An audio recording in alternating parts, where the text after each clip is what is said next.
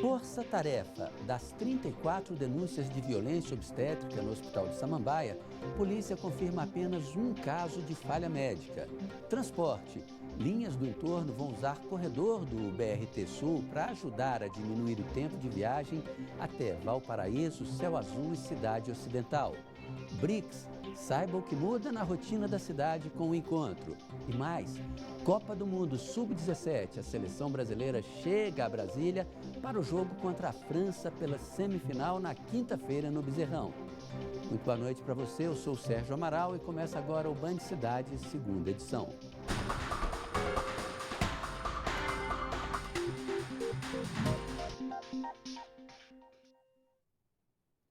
Tem novidade no transporte público. Algumas linhas do entorno vão usar corredor do BRT Sul.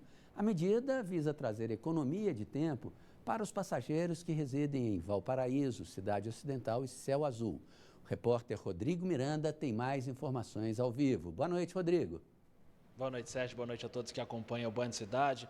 Olha só, uma novidade aí que vai beneficiar muitas pessoas aqui no Distrito Federal, no entorno, né? Então vão ser 15 linhas que a partir do dia 18, ou seja, da próxima segunda-feira, vão poder utilizar essa faixa exclusiva do BRT Sul. Isso tudo, como você bem disse, para tentar economizar, diminuir esse tempo de viagem, que às vezes é muito longo por conta do intenso trânsito que é bem característico ali na região. Por exemplo, no horário de pico da manhã, a expectativa é que sejam disponibilizados 22 horários de ônibus para a população e isso traga uma redução no tempo dessa viagem do entorno para a área central de Brasília de 15 minutos. Na volta, no horário de pico, no fim da tarde, aqui no sentido Distrito Federal, o entorno, a expectativa é que essa viagem seja reduzida em até meia hora. Vão ser colocados 27 horários de ônibus aí à disposição da população na volta para casa. Então, uma força-tarefa muito grande para tentar diminuir esse trânsito. E a expectativa é que esse trânsito também seja sentido aí para quem vai de carro, para quem não abre mão do carro próprio aí na hora de trabalho, voltar para casa, e isso porque tem menos ônibus na pista, então a expectativa é que eles também sintam esse impacto, sintam essa diferença na ida para o trabalho e na volta para casa. Agora, quem utiliza o BRT pode ficar tranquilo, que a partir de segunda-feira nada muda, continua funcionando normal, então a expectativa é que os usuários do transporte público do entorno sejam beneficiados aí com essa decisão de utilizar esse corredor exclusivo do BRT Sul. Sérgio. Obrigado, Rodrigo. Claro que essa altura está assim de gente, assim, ó, cruzando o dedo, porque se isso der certo, vai ser o céu para muita gente, né? Boa noite para você. O governo decidiu extinguir, a partir de janeiro, o seguro obrigatório que indeniza vítimas de acidente de trânsito, DPVAT. O objetivo, segundo o Palácio do Planalto, é evitar fraudes e reduzir os custos da manutenção do programa, que no ano passado pagou mais de 1 bilhão e 900 milhões de reais para quem sofreu acidente. Foram identificados quase 12 mil casos de fraude. O Tribunal de Justiça do Distrito Federal decidiu que não precisa mais de testemunhas ou provas para constatar a embriaguez nos casos em que o motorista se recusa a fazer o teste do bafômetro. Basta se negar a colaborar com as autoridades para que a pessoa seja multada por infração gravíssima. A medida foi tomada pela turma de uniformização de jurisprudência do Tribunal de Justiça. Foi fixada a seguinte tese: antes, se o motorista se recusasse a fazer o teste, o policial ou o agente de trânsito teria que fazer o auto de constatação com testemunhas e ainda descrever os sinais de embriaguez. Mas agora, com a edição da súmula que uniformiza a jurisprudência, se o motorista se recusar a fazer o teste do bafômetro, será multado, mesmo que não tenha ingerido uma gota de álcool. O fato de negar o teste por si só configura a infração de trânsito. A edição da súmula foi realizada nesta segunda-feira. De acordo com o Código de Trânsito Brasileiro, dirigir após o consumo de álcool é infração gravíssima, com multa no valor de quase R$3 mil, e a suspensão do direito de dirigir por 1 ano. Só neste fim de semana foram quase 130 motoristas flagrados dirigindo depois de ingerir bebidas alcoólicas. Um dos casos foi em Ceilândia e acabou com a morte de um ciclista de 63 anos. Outra motorista bêbada foi parar com o carro em cima do muro de uma casa depois de ter destruído o telhado de uma outra em Vicente Pires. E a gente vai ver agora imagens do nosso helicóptero da Rádio Band News FM sob comando do piloto Edenilson Costa. As imagens são do repórter Rafael Procópio. São imagens lá do fim da Épia Sul em direção ao Catetinho. Olha, a gente vê que é um trânsito razoavelmente cheio, mas fluindo normalmente. Parece que todos os carros estão na velocidade lá da pista, tranquilamente. Essas imagens foram feitas há poucos minutos, então a situação ainda era tranquila. Vamos ver agora como é que está a volta para casa nas imagens do DR. Aí, a estrutural, como a gente vê, a pista sul fluindo, o trânsito muito mais tranquilo, mas a pista norte, olha lá, ó, no cantinho esquerdo da tela, está muito devagar, muita gente vai chegar atrasada em casa. Vamos passar agora para ver como é que está a situação na EPTG. Nossa Senhora, aí não está ruim não, está péssimo, né? Trânsito praticamente parado e aí, com certeza, muita gente vai se atrasar para chegar em casa. Vamos seguir o nosso giro, vamos ver como é que está o trânsito lá na EPIA Norte. Bom, aí razoavelmente mais tranquilo, só lá na subida em direção ao Torto, um pouco mais pesado, mas dá para a gente ver que os carros estão aí na velocidade tranquila, na velocidade da pista. E a gente termina o nosso giro pela EPGU, que nesse momento dá para ver que o trânsito está cheio, mas está normal, os carros andando na velocidade da pista, ninguém aí que depende da EPGU vai chegar tarde em casa, com certeza. Amanhã começa a cúpula dos BRICS, o encontro do grupo que reúne Brasil, Rússia, Índia, China e África do Sul. A presença de líderes e empresários das economias emergentes pode ser uma boa oportunidade para o GDF acelerar o programa de privatizações. Mas não é só isso não. A vinda dos BRICS vai mudar também a rotina da área central de Brasília, principalmente o trânsito. A reunião do BRICS nesta quarta e quinta-feira vai alterar bastante a vida do brasiliense. Mas será que quem passa pela área central de Brasília sabe o que significa e a importância desse grupo para o mundo? Não sei. Mas tem gente que sabe sim. É uma reunião dos países que são emergentes, né? Brasil, Rússia, Índia, China e África do Sul. E que eles se reúnem, né, como um acordo comercial ou algo parecido, alguma coisa assim, né? O BRICS, como é chamado bloco formado por Brasil, Rússia, Índia, China e África do Sul, representa 42% da população mundial e é responsável por 23% do produto interno bruto do mundo. Neste ano, o Brasil exerce o papel de presidente do grupo, promovendo principalmente ciência, tecnologia e inovação. Já que, para garantir a segurança dos chefes de Estado e de governo, um esquema especial foi montado. Já a partir da noite de terça para quarta-feira, a esplanada dos ministérios vai ficar fechada na altura da catedral. As pistas dos anexos também serão bloqueadas. Ou seja, bloqueio até a L4 Sul e a altura da L2 Sul. Cidadão que estiver transitando da L2 Sul sentido Catedral, ele vai pegar o desvio para o Tatuí, vai seguir sentido L2 Norte, né? Quem vem da rodoviária será desviado para L2 Sul. Nesses 2 próximos dias, que serão marcados por mudanças no trânsito e também por reuniões estratégicas entre autoridades, quem também espera colher frutos da reunião do BRICS é o governo do Distrito Federal. O GDF vai aproveitar o evento para avançar em projetos de parcerias público-privadas e na privatização da SEB e do metrô. Mas nas ruas, pelo menos quando o assunto é deixar nas mãos da iniciativa privada o transporte público, o cidadão pede calma ao governo local. O metrô, no restante do mundo, ele não dá lucro, né? Então, para ele dar lucro para a empresa privada, vai ter que aumentar a passagem. E os nossos ônibus são privatizados, né? E olha como é que tá. A gente precisa pensar com muito carinho, porque além de ser do serviço público, a empresa privada, obviamente, vai cuidar dos seus interesses, né? Então, eu acho que a privatização ela pode ser uma solução sim, mas ela tem que estar sempre seguida de uma regulamentação. Lembrando que por conta do encontro do BRICS, foi decretado ponto facultativo para os servidores a partir de amanhã. Depois de um pente fino, o IPREV, Instituto de Previdência dos Servidores do Distrito Federal, suspendeu o pagamento de pelo menos 5 mil beneficiários por suspeita de irregularidades. As informações chegando ao vivo com Cláudio Marcos. Boa noite, Cláudio.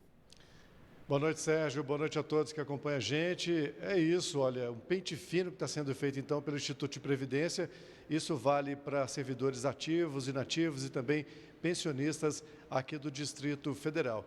E até agora, segundo o balanço que a gente tem, pelo menos 10%, né, os cortes representam aí 10% do total. Cerca de 40 mil servidores comprovaram a regularidade aí desses pagamentos até agora.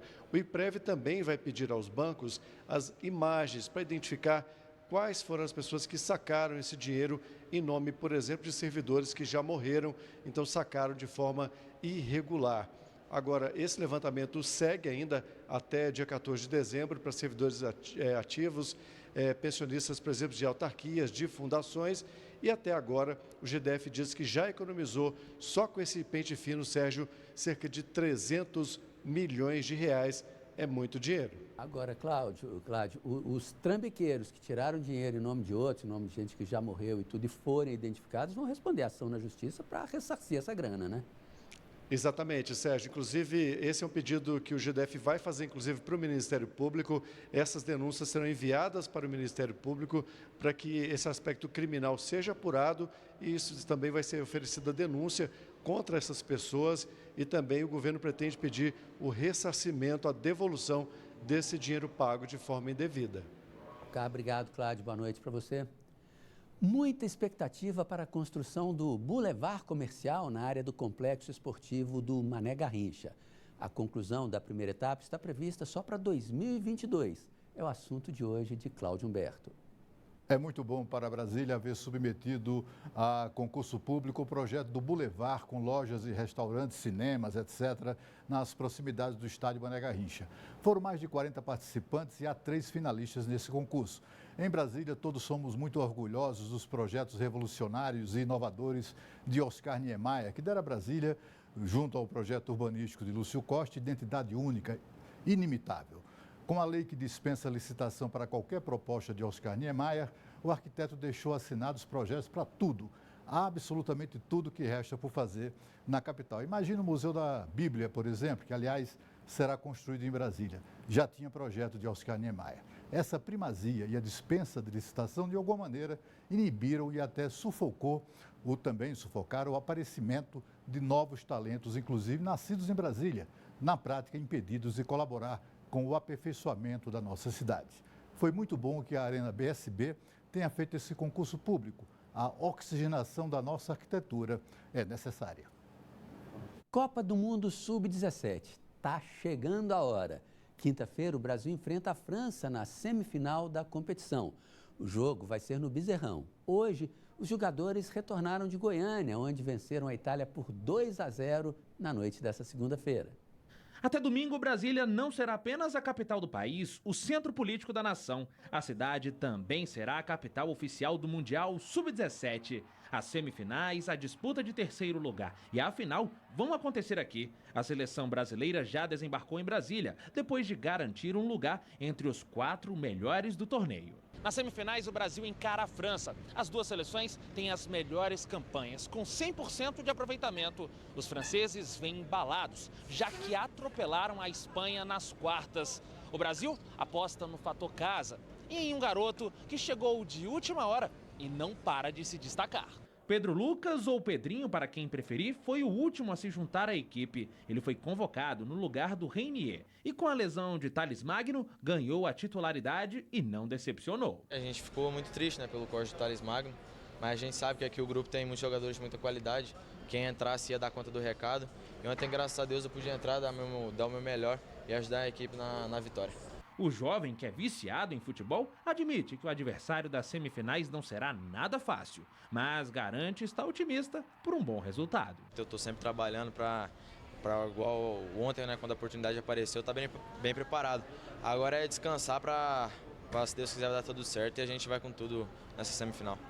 O Brasil ainda pode ter mais um desfalque. O zagueiro Luan Patrick, que sofreu uma pancada no braço, vai passar por exames para saber a gravidade da lesão. A partida contra a França será nesta quinta-feira, a partir das 8 horas da noite, no estádio Bezerrão, no Gama.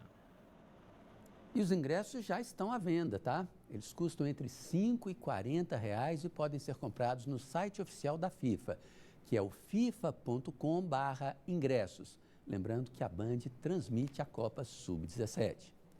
A Caixa Econômica Federal divulgou hoje uma redução de 63% na taxa de juros do cheque especial.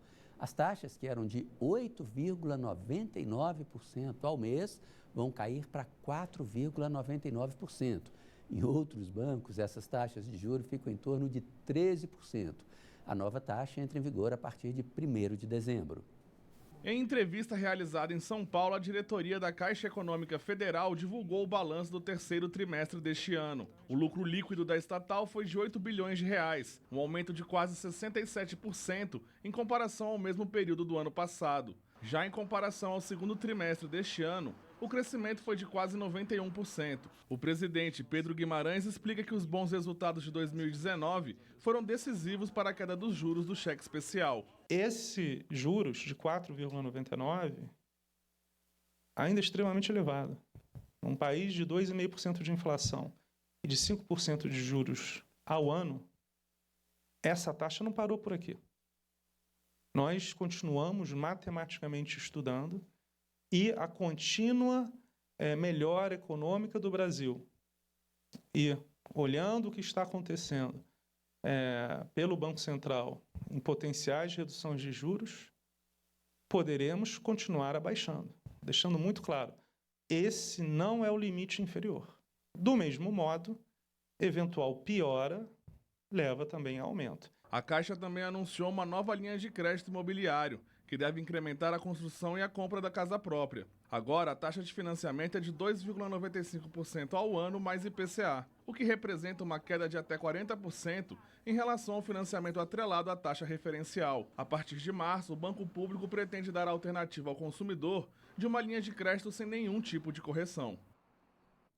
As escolas particulares do DF vão ter reajustes de até 10% nas mensalidades. As informações ao vivo, direto do estúdio da Rádio Band News FM com Leandro Aislan. Boa noite, Leandro. Boa noite, Sérgio Amaral. Boa noite a todos. Isso mesmo, viu, Sérgio? Os pais responsáveis aí terão que preparar o bolso aí, já que o reajuste nas mensalidades para o ano letivo de 2020, ano que vem, pode chegar aí a 10% em algumas unidades. E a informação é da Associação de Pais e Alunos, a ASPA-DF, com base em informações repassadas pelos pais de alunos das instituições de ensino. O aumento traz preocupação aí às famílias de 163 mil estudantes matriculados na educação infantil, da educação infantil até o ensino médio na rede privada. No levantamento feito pela associação, foram listadas 14 instituições. Os valores chegam a ser 3 vezes maior do que a própria inflação acumulada nos últimos 12 meses, que está em torno aí de 2,5%, 2,54% o IPCA para ser mais preciso. Bom, a Associação de Pais e Alunos do DF informou que o aumento pode levar ainda a uma migração acima da média de alunos aí da rede privada para o ensino público. Sérgio. Pois é, Leandro, muitas vezes o pai fica grilado com a pulga atrás da orelha, né? Porque a inflação está em menos de 3%, sobe 10%. A gente sabe que boa parte do custo das escolas vem dos salários de professores e funcionários, mas esses também reclamam que não estão tendo reajustes acima da inflação. Quer dizer, tem uma mágica aí que é difícil de entender, né? É verdade, Sérgio, a conta não fecha, né? Se o reajuste salarial dos pais, dos responsáveis, às vezes não chegam nem à inflação, você ter que fazer um reajuste da mensalidade escolar 3 vezes acima, mais de 3 vezes acima desse valor, acaba pesando bastante aí no orçamento familiar. Com certeza, obrigado, Leandro. Você vai ver a seguir. A polícia divulga resultado da força-tarefa que apurou denúncias de violência obstétrica no hospital de Samambaia. Veja agora imagens da BR-040. A gente volta já já.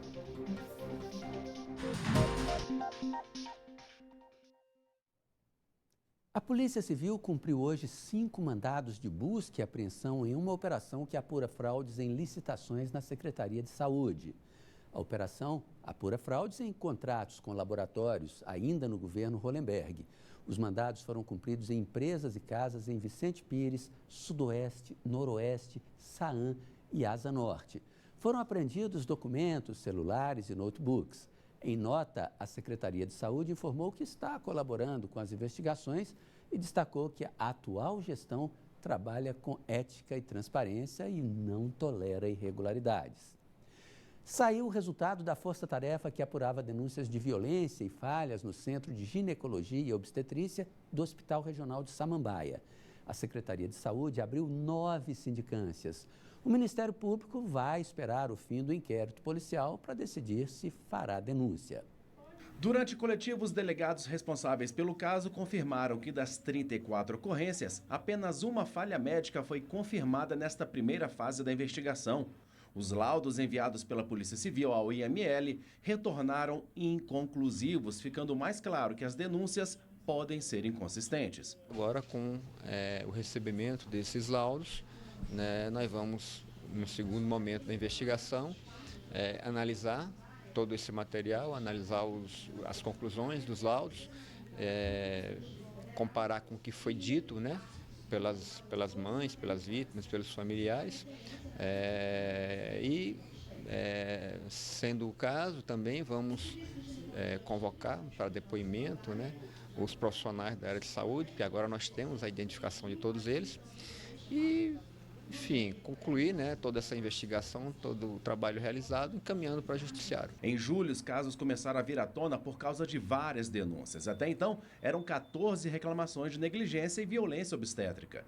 À época, o governador Ibanez Rocha determinou sindicância para apurar as acusações contra 8 médicos do Hospital de Samambaia. O Ministério Público também, né, se envolveu nos procedimentos e se criou essa força-tarefa envolvendo representantes da Secretaria de Saúde, né, a direção do hospital, a Polícia Civil, o IML, né, e se estabeleceu alguns procedimentos, ficando a Polícia Civil encarregada das investigações. Em agosto, mais uma ocorrência da jovem Yasmin Campos, de 18 anos. Logo após o parto, ela já apresentou uma piora no quadro de saúde, mas, segundo a família, todas as reclamações foram ignoradas. Mesmo sem melhorar, ela recebeu alta. Menos de um dia depois, retornou ao hospital e teve uma parada cardíaca e não resistiu. Olha, nem todo mundo sabe, mas o Distrito Federal tem um museu de geociências. Fica lá na UNB. O acervo é aberto ao público e tem até um meteorito. Rochas de vários tipos, como cristais, quartzos e de todos os tamanhos. Algumas com um nome bem esquisito, como a crocodolita azul. Outros com formato bem diferente, como esse quartzo leitoso em forma de tubo. Todos os itens foram adquiridos ao longo do tempo por professores, alunos e até mesmo doações. No Museu de Geociência da UNB, tem até meteorito. O visitante, quando vem aqui, ele consegue ter uma noção do histórico do próprio sistema solar. Essa é uma peça que resgata as origens do nosso sistema. Ela é composta principalmente de ferro e de níquel, ela tem quase 300 quilos. E, sem dúvidas, dentro do Museu de Geociências, ela é uma peça que vai conseguir fazer o visitante viajar na história do próprio universo. Andrés é estudante da universidade, mas ainda não foi ao museu. Tenho um amigo meu que trabalha lá mesmo. Ah, é? Ele já me convidou, mas, nossa, que não tive tempo ainda de ir, não. Mas eu tenho vontade. E eu acho que tem algumas coisas relacionadas com a mineria, eu acho, coisas da terra, diamantes, sei lá. Eu acho que explicam alguns negócios, ele já me falou, mas eu não vi ainda. Para tornar o museu mais conhecido da comunidade, até mesmo para os estudantes da UNB, alunos e graduados de geologia e a própria universidade desenvolveram um projeto de divulgação do local e de todas as peças que existem. A gente aproveita que a gente tem uns lugares como o museu aqui na universidade, né, para a gente chamar a comunidade, para ter contato com a ciência aqui de maneira tão lúdica, uma maneira também de ter acesso aos materiais, né? Sai um pouco só de falar ou ver fora na internet, na TV, e tem contato aqui presencial. E está dando certo esse plano, né? A gente está divulgando aqui. O museu é aberto de segunda a sexta, de 7 da manhã às 7 da noite. E o melhor, a entrada é gratuita. Veja a seguir, polícia pede ajuda da população para encontrar o ladrão que invadiu o apartamento e agrediu moradora na Asa Norte. Vamos ver agora imagens da ponte JK. A gente volta já já.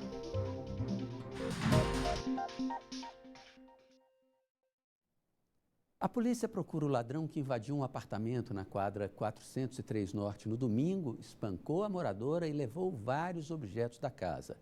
O ladrão é esse aí, Lúcio Flávio Pereira Rei. Ele tem 35 anos e um histórico de roubos, principalmente na Asa Norte. Em 2012, Lúcio foi preso por praticar ao menos 6 assaltos naquela região.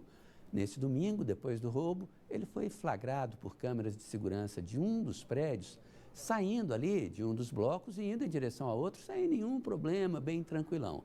Durante o roubo, ele pegou joias, um notebook e um aparelho celular. Quem tiver informações sobre esse ladrão aí, ó, pode ligar para o 197. Lembra, gente? Pode ligar, pode denunciar, que você fica incógnito, não precisa se identificar. O caso do homem encontrado esquartejado em Samambaia. A polícia confirmou que o corpo é de Marcos Aurélio Rodrigues de Almeida. Ele tinha 32 anos e era vigilante. O homem estava desaparecido desde a manhã de sábado. Ele foi esquartejado. A polícia investiga agora quem cometeu o assassinato com requintes de crueldade. E não esquece não, hein? Você tem aqui na Band um canal direto para fazer denúncias, mandar vídeos e mostrar os problemas aí de onde você mora. É o WhatsApp do Band Cidade. Anote aí o nosso número que está aqui embaixo na tela, 999-76-9204. Muito obrigado pela sua companhia. Vem aí o Jornal da Band. Uma boa noite e amanhã a Juliana Cury volta a apresentar o Band Cidade, segunda edição, depois da licença maternidade, tá? Tchau.